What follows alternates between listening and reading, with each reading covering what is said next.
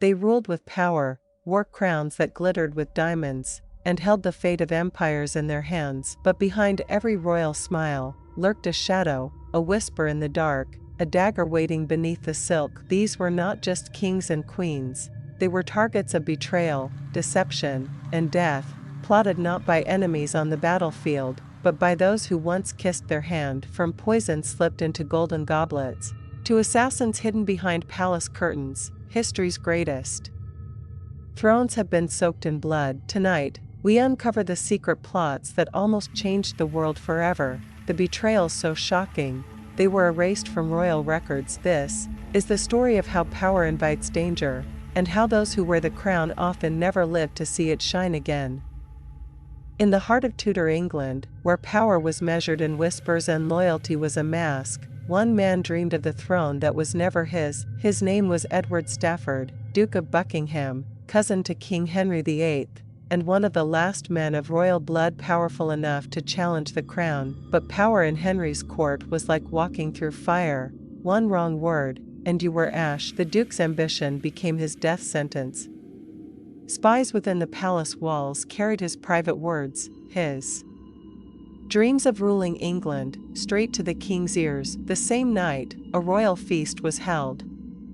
Laughter echoed, goblets clinked, and poison was poured. By morning, the Duke was gone, not by the king's sword, but by a silent cup of death. History remembers Henry VIII as the king with many wives, but few know the secret plot that kept his throne safe, the murder that silenced one of England's last true heirs. In the golden halls of power, even friendship was fatal, for in the world of kings, the crown is not worn, it survived.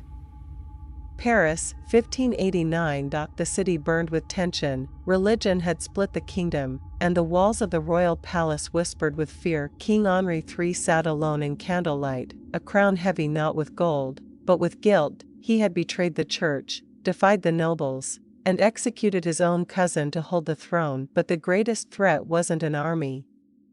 It was already inside his room. A young monk, dressed in white robes, approached the king under the guise of confession. Henri smiled faintly, a man weary from years of war and deception, unaware that the monk carried a blade hidden within a wooden cross. As the monk knelt to bless him, the dagger flashed. The king gasped, blood staining his royal robes.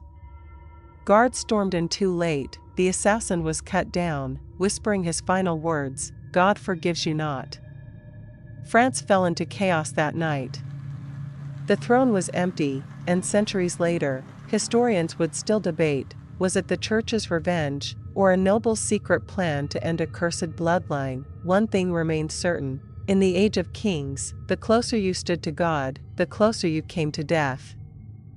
In the frozen palaces of Russia, power was as fragile as glass, and no one knew that better than Catherine the Great. She came to court as a foreign princess, smiling, soft-spoken, and underestimated.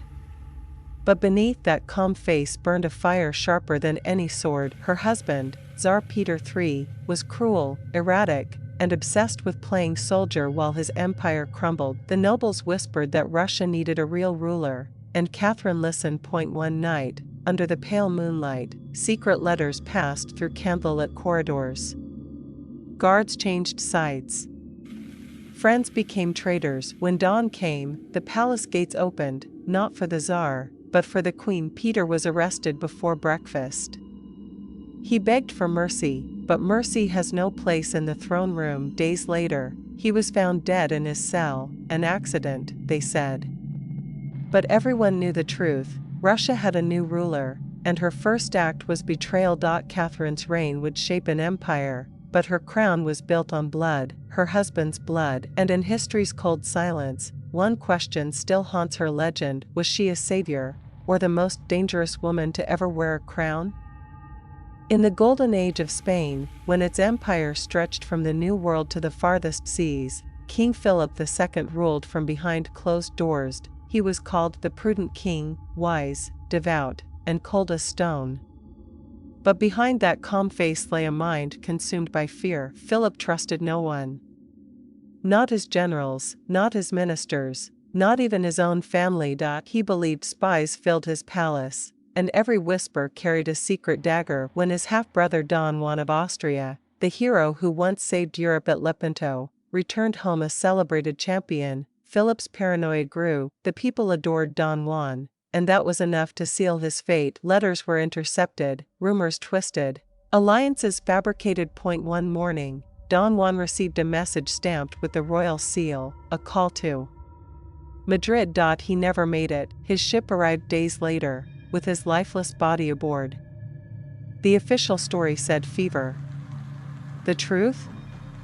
Poison, ordered by his own brother. From that day on, King Philip's palace became a mausoleum of secrets, dark corridors, silent halls, and a ruler haunted by the ghosts of the men he destroyed. Power had kept him alive, but paranoia made him the last prisoner of his own throne.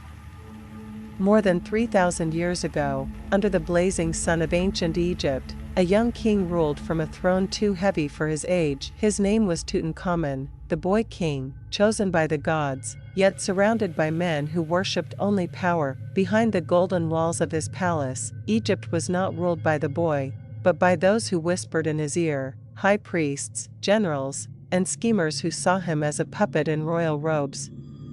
Tutankhamun dreamed of peace.